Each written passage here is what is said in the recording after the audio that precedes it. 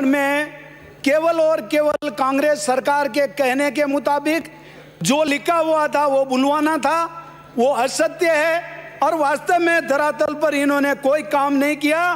केवल और केवल इन्होंने पंचायत राज और नगर निकायों के चुनावों के ऊपर ध्यान दिया। 2 साल के अंदर आज भी पंचायतें रो रही है, बेचारी एक पैसे के लिए तरस रही है। इन्होंने देखा कि भारतीय जनता पार्टी के इसमें पंचायत राज में और निकायों में कैसे आती है, इसको कैसे हराया जाए।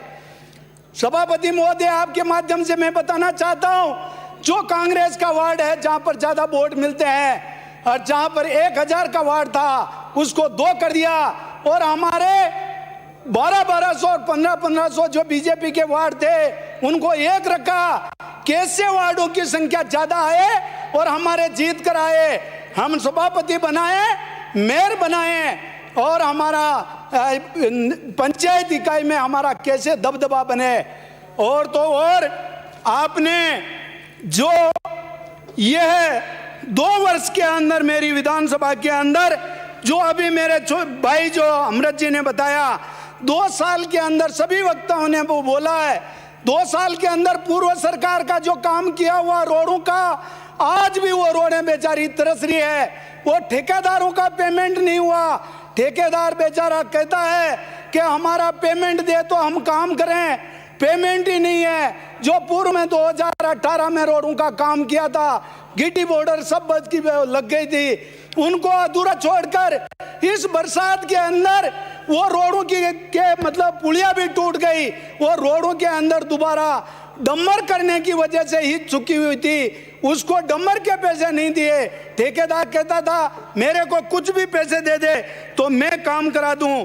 वास्तव में जो प्रधानमंत्री जी ने जो प्रधानमंत्री सड़क योजना का जो पैसा दिया है, उसका पैसा भी मेरे को अधिकारी कहते थे कि जो 60% पैसा केंद्र से 40% राज्य से आना था, उसको भी बंद कर दिया।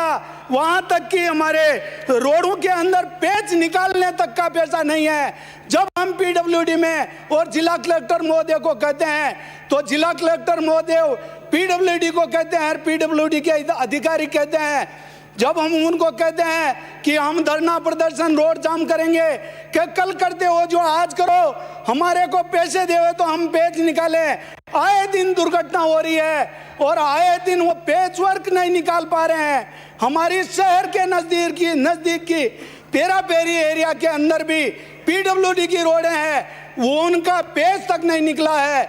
सभापति महोदय, आपके माध्यम से मैं मुख्यमंत्री जी और हमारे पीडब्ल्यूडी मंत्री जी को बताना चाहता हूं कि अब भी मौका है, ये पीडब्ल्यूडी की सड़कों का पेच निकलवा दो तो कम से कम आपके पास पैसे नहीं है तो ये दुर्घटना तो होने से बच जाएगी।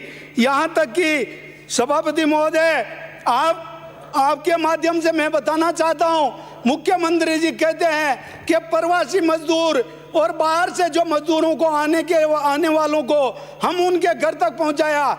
मैं आपको बताना चाहता हूं, गुजरात से हमारे प्रवासी मजदूर आ रहे थे, उनके बीच में डूंगरपुर पड़ता है, एसडीओ हेडक्वार्टर, खेरवाड़ा पड़ता है, केसिया जी पड़ता है, मगर वहां से पैदल मजदूर जो बेचारे कोई साधन नहीं मिला, उदयपुर तो का है। मैं धन्यवाद देता हूं गृह मंत्री जी पूर्व को, जो हमारे नेता प्रतिपक्ष गुलाब जी को, जैसे हमारे को पता पड़ा गुलाब जी भाई साहब ने आकर किसी दानदाता से उनको जूते तक दिलवाए, उनको साधन उपलब्ध करवाकर उनको अपने घर तक पहुंचाया।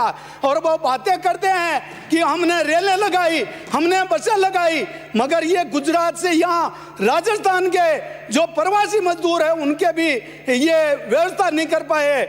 सभापति महोदय, आपके माध्यम से मैं बताना चाहता हूँ, जैसे कि हमारे जो अभी पहले वक्ताओं ने कहा, डीएमटीएफ के पैसे जो पहले हमारा जिला परिषद का जो हमारा प्रमुख है वो अध्यक्ष हुआ करता था, जैसे ही ये सरकार आई उससे अध्यक्षता छीन ली, जिला कलेक्टर को अध्यक्ष बनाया, उसके बाद में प्रभारी मंत्री को अध्यक्ष बना दिया और आज 2 साल हो गए, 2 साल जो डीएमटीएफ का जो काम चल रहे थे सभापति महोदय, सारे काम ठप पड़े हैं और उन कामों को नहीं करा रहे हैं। मेरे को अभी पता लगा था कि डीएमटीएफ के पैसे जो ये है दूसरे कामों में लगा रहे हैं।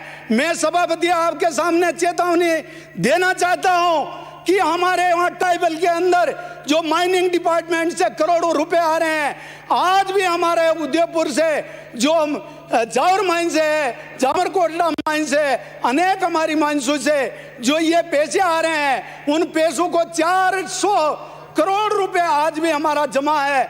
अगर इन पैसों को दूसरी जगह लगाएंगे, हमारा ट्राइबल एरिया है वहाँ विकास नहीं कर रहे हैं, और ये पैसे अगर दूसरी जगह लगाएंगे तो जनता को सड़कों पर आना पड़ेगा, क्योंकि हमारे यहाँ पर रोजगार भी नहीं दे रहे हैं। ये जो हमारा कोरोना काल के अंदर जो लॉकडाउन में हमारे मजदूरों को ये बहाना लगाकर जो जावर माइंस और जामरकोटला माइंस में ये कह दिया कि अभी लॉकडाउन की वजह से मजदूरों की संख्या कम कर रहे हैं। सभापति महोदय, बड़ा दुर्भाग्य है जिनकी जमीनें गई है, जिनकी पंचायतें वहां प्रभावित है, वहां से मजदूरों को वहां पर रोजगार में नहीं लगा रहे हैं, और बाहर के मजदूर आ रहे हैं उनको रोजगार लगा रहे हैं। जबकि जावर मंच ने यह कहा था जब 2014 के अंदर पंचायत और बीडीओ के साथ में जो ये मीटिंग की थी कि हम आपके लिए ये जो टेक्निकल ये खोलेंगे, हम आपको ट्रेंड करने के लिए जो यहाँ पर हम संस्था खोलकर आपको इंजीनियरिंग करवाएंगे, इंजीनियरिंग कॉलेज खोलकर आपको ट्रेनिंग देंगे और माइनिंग लगाएंगे। मगर आज उस चीज को 8 साल हो गए, 8 साल हो गए, मगर उसके ऊपर कोई भी धरातल पर नहीं आए हैं। आज भी हमारे ट्राइबल के मजदूर, गरीब आदिवासी भाई इंतजार करते हैं कि वो हमारे मजदूरों को रोजगार देंगे, मगर आज दिन तक उनको प्रभावित एरिया के जो जमीनें गई है, उनकी पंचायतें प्रभावित है, वो टेलिंग डैम से उनकी पानी की जो वास्तव में शुद्धता खत्म हो गई है, वहां पर भी उन्होंने मतलब उन मजदूरों को काम पर नहीं लगाया। मैं आपको बताना चाहता हूं कि हमारे जनजाति एरिया में पानी और सौर ऊर्जा के लिए मेरे विधानसभा क्षेत्र में 2018 में जो 14 पनघट लगाई थी, मगर 14 पनघटों में आज भी 7 पनघटों के अंदर न तो बोर हुआ है, न उसके अंदर इंस्ट्रूमेंट लगा है। ये जब हम कहते हैं आज ठेकेदार नहीं है, ठेकेदार बदल गया, कभी ठेकेदारी का टेंडर निकाल रहे हैं, ये कहकर जो 2018 की सौर ऊर्जा का भी आज दिन तक उसका सुचारू रूप से चालू नहीं हुआ। यही नहीं, उसके बाद में भी 2020 के अंदर जब टीएडीए मंत्री ने मेरे को हैंडपंप दिया था, मैंने कहा मेरे को हैंडपंप नहीं चाहिए, क्योंकि हमारे ट्राइबल एरिया पहाड़ी एरिया है, हैंडपंप खोदते हैं, पानी नहीं है, सौर ऊर्जा दे दो। वो सौर ऊर्जा का भी अभी तक कोई अता पता नहीं है, वो सौर ऊर्जा अभी भी नहीं चालू हुई है। तो मैं बताना चाहता हूं सभापति महोदय आपके माध्यम से कि ये सरकार केवल घोषणा की है, पेरा पेरी एरिया के अंदर पट्टे देने की बात करके जो हमारे यहाँ पर आम जनता को गुमराह किया था कि 132 गांव पेरा पेरी यूआईटी में आता है, वहां पर पट्टा देंगे तो उन गरीबों का मतलब आशियाना बनेगा। सभापति महोदय आपके माध्यम से बताना चाहता हूं कि हमारे ट्राइबल के जो हमारे जो प्रधानमंत्री आवास के जो मकान आए हैं, वो भी आज दिन तक एक भी मकान पेरा पेरी एरिया में नहीं बन पाया। वो क्यों नहीं बन पाया?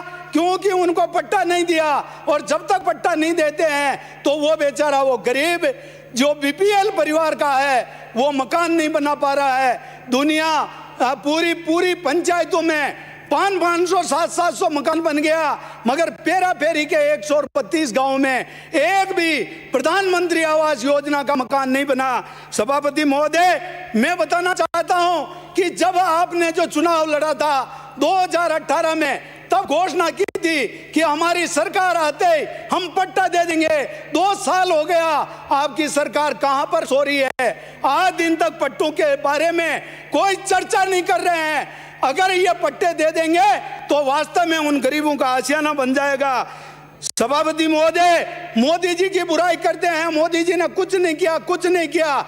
मोदी जी ने किसानों के लिए, आम जनता के लिए 2000 तिमाही में जो देने की घोषणा की थी, वो आज भी साल के 6000 रुपए उस गरीब किसान के खाते में आ रहा है। उससे हमारा गरीब वास्तव में ये कहते हैं कि 25 की 25 सीटें क्यों आती है भारतीय जनता पार्टी को, जो एक तो विधानसभा के अंदर सरकार कांग्रेस की बनती है और इधर मोदी जी 25 की 25 सीटें लाते हैं, क्योंकि जो वास्तव में झूठे वादे में मेवाड़ तो नहीं आई, मगर इधर का जो इलाका है कहीं झूठे वादे में आकर यह सरकार 2018 में जो बदली है, मगर कांग्रेस ने आज दिन तक भी अपना घोषणा में जो वादा किया था वो आज भी पूरे नहीं किए हैं। सभापति महोदय, पैरा 41 के अंदर महामहिम ने भाषण दिया था कि अनुसूचित क्षेत्र में, मांडा क्षेत्र तथा सहकारी क्षेत्र में 2539 माह बाड़ी के अंदर खोल दिए गए हैं। मैं पूछना चाहता हूं सभापति महोदय आपके माध्यम से, उदयपुर ट्राइबल एरिया है, अगर 2 साल के अंदर एक भी माँ बाड़ी खोली हो तो गिनकर बता दे, या कोई बता दे कि माँ बाड़ी हमने यहाँ पर इतनी खोली है। पूर्व में जो 2012 से लेकर 2018 में जो माँ बाड़ियाँ खुली थी, उसके अलावा एक भी माँ बाड़ी नहीं खुली है। सभापति महोदय, पैरा 42 में बताया गया है, कुसुम योजना के तहत सौर ऊर्जा आधारित 54 सामुदायिक जलोत्थान सिंचाई योजना हेतु 23 करोड़ रुपए स्वीकृत किए गए हैं।